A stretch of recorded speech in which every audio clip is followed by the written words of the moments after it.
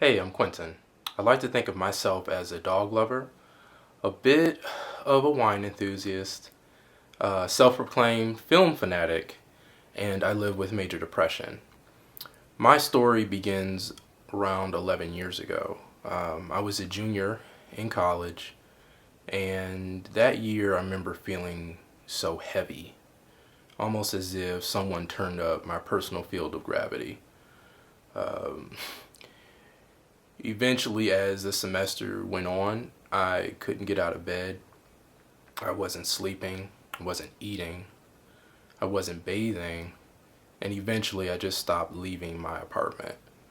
Um, it wasn't until Thanksgiving of that year that I saw the dean of students, who was a friend, and told her that something was wrong and I wasn't feeling right.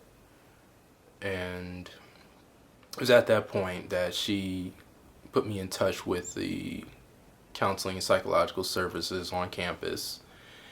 And it was at that time that I learned that I was living with major depression. And I felt a lot of relief, but followed by a lot of dread. Because on one hand, I knew what it was, and then on the other hand, I had a serious medical condition.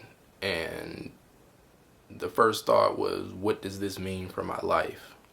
What is this going to look like down the road?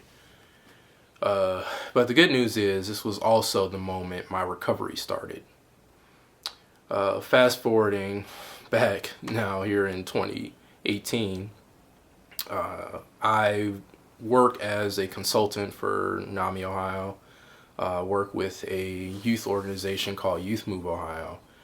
And I get to use my lived experience with major depression to lead support groups, to speak to students and faculty, working with local politicians, and working with families, and sometimes working with friends. What made the difference for me was three things: support, education, and community.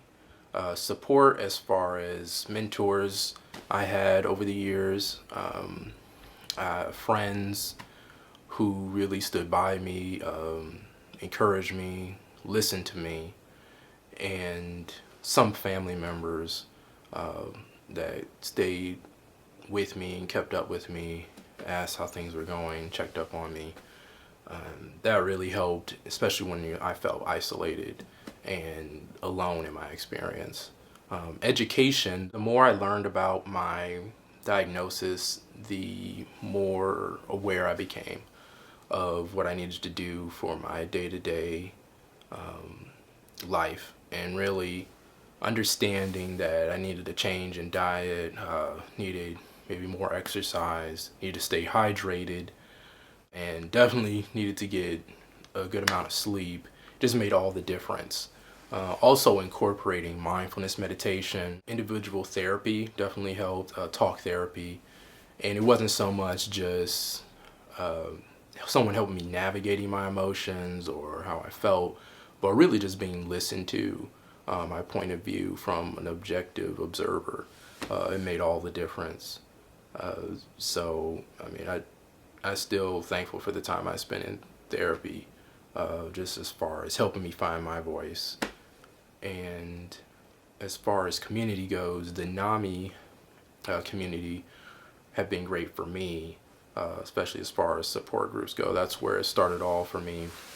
The first support group I went to was really nerve wracking. I was so nervous, but the more I went, the more supported I felt, the more uh, I saw the similarities in my experience, and the less isolated I felt.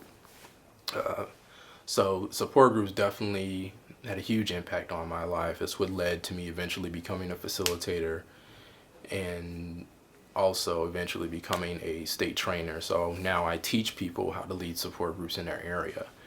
And I get so much fulfillment out of that, getting to meet so many people who want to make an impact on their community, who want to give back, and who are just so thankful that they had support groups in their area and how it's changed their life. And overall, the peer community, meaning those with lived experience, are some of the greatest people you'll ever meet. They live with a mental health condition, and they're open about it for the most part. Not everyone's open, but those that are will talk about their highs and their lows, their victories, and really just how they're living their lives day to day. It's so that's just some of the things that keep me well, that continue to encourage me, and why I continue to advocate on behalf of those with a mental health condition. So I want to leave you with two things. Be the person you needed when you were younger.